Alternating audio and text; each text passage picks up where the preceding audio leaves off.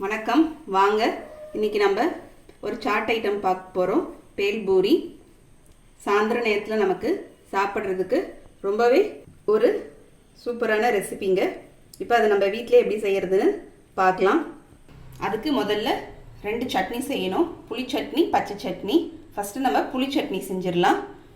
புளி சட்னிக்கு புளி ஒரு 50 கிராம் புளி எடுத்து வச்சிருக்கேன் இந்த புளியில நம்ம இந்த குச்சி காம்பெல்லாம் இல்லாமல் ஃபஸ்ட்டு எடுத்துக்கலாம் ஓடு கொட்டை காம்பு அதெல்லாம் இருக்குங்க அதெல்லாம் இல்லாமல் நம்ம க்ளீன் பண்ணி எடுத்துக்கலாம் புளியில் இப்போ ஸ்டவ்வில் ஒரு கடாய் எடுத்து வச்சுருக்கேங்க அதில் 2 கப் அளவுக்கு நம்ம தண்ணி சேர்த்துக்கலாம் நம்ம இந்த புளியை இதில் சேர்த்துடலாங்க ஃப்ளேம் பார்த்திங்கன்னா ஒரு மீடியம் ஃப்ளேமில் நம்ம வச்சுக்கலாம் மீடியம் ஃப்ளேமில் வச்சுட்டு புளி வந்து ஒரு 5லேருந்து 6 நிமிஷம் வரைக்கும் நல்லா இந்த தண்ணியில் வேகட்டும் நம்ம வேகும் போதே புளியை நல்லா மசிச்சு விட்டுக்கலாங்க ஒரு கரண்டி வச்சு இதை மாதிரி நல்லா மசிச்சுக்கலாம் இப்போ ஒரு 5 நிமிஷம் ஆயிடுச்சு நம்ம ஆஃப் பண்ணிடுறேங்க நான்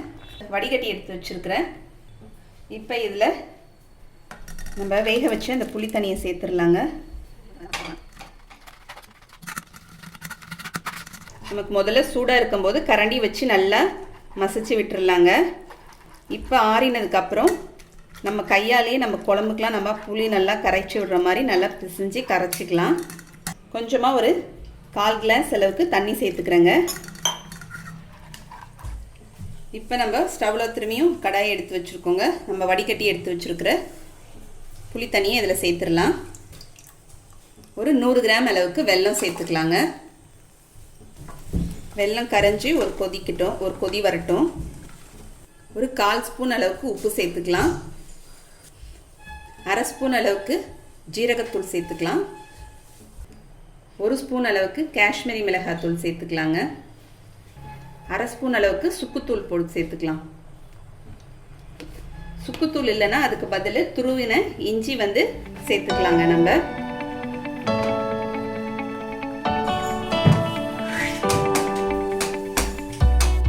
ஒரு ஸ்பூன் அளவுக்கு எண்ணெய் சேர்த்துக்கலாம் இப்போ இதெல்லாம் நமக்கு சேர்த்ததுக்கப்புறம் லோ ஃப்ளேமில் ஒரு 4லேருந்து 5 நிமிஷம் வரைக்கும் நமக்கு நல்லா கொதி வரட்டும் இப்போ நமக்கு ஸ்வீட் சட்னி ரெடி ஆயிடுச்சுங்க நல்லா கலந்து விட்டுடலாம் இப்போ ஸ்டவ் ஆஃப் பண்ணிடலாங்க கன்சிஸ்டன்சி பார்த்திங்கன்னா இந்த மாதிரி இருக்கணும் ஸ்வீட் சட்னி பார்த்திங்கன்னா நம்ம இதை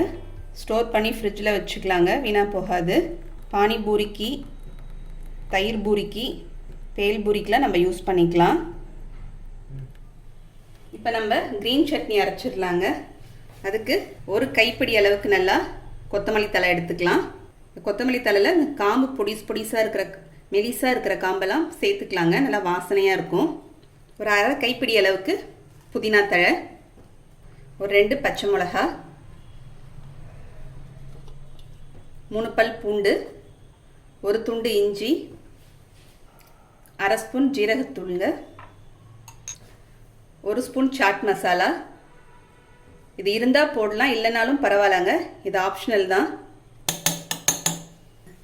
இதுக்கு தேவையான அளவுக்கு உப்பு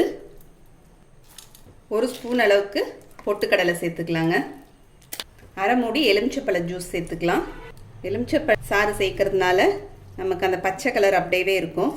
ஒரு புளிப்பு டேஸ்ட்டும் கொடுக்கும் நமக்கு கொஞ்சமாக தண்ணி சேர்த்து இது நம்ம அப்படியே அரைச்சி எடுத்துகிட்டு வந்துடலாம் க்ரீன் சட்னி அரைச்சாச்சுங்க இந்த சட்னி அப்படியே நம்ம சாண்ட்விச்சுக்கும் யூஸ் பண்ணிக்கலாம் இந்த க்ரீன் சட்னியை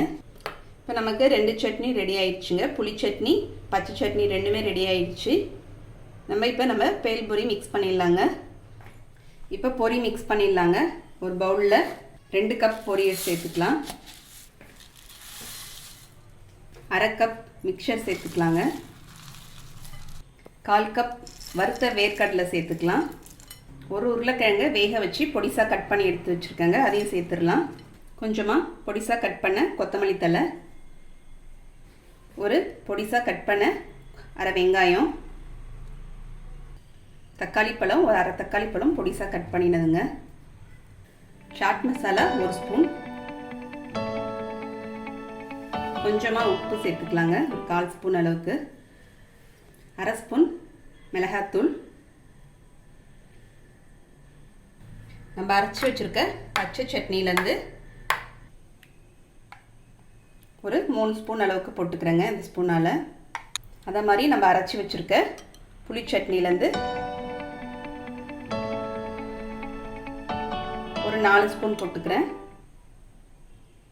கூடவே ஒரு அரை மூடி எலுமிச்சப்பழ ஜூஸ் சேர்த்துக்கலாம். அது கூட நம்ம பானிபூரி வத்தல் சேர்த்துக்கலாங்க. பானிபூரி சேர்த்துக்கலாம். ஒரு 5 பானிபூரி போட்டுக்கிட்டேன். இது எல்லாத்தையும் நம்ம சேர்த்து மிக்ஸ் பண்ணிக்கலாம். இப்போ எனக்கு அதில் பவுல் பத்தலைன்னுட்டு நான் வேறு ஒரு பாத்திரத்தில் மாற்றி மிக்ஸ் பண்ணிக்கிறேங்க. இப்போ மிக்ஸ் பண்ணியாச்சு.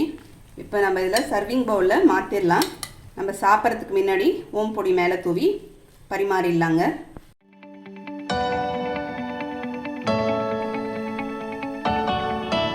இப்போ நமக்கு பேல் பூரி ரெடி ஆயிடுச்சுங்க. உங்களுக்கு இந்த வீடியோ பிடிச்சிருந்தா லைக் பண்ணுங்கள், ஷேர் பண்ணுங்கள், மறக்காமல் சப்ஸ்கிரைப் பண்ணுங்கள். அடுத்த வீடியோவில் பார்க்கலாம். தேங்க்யூ.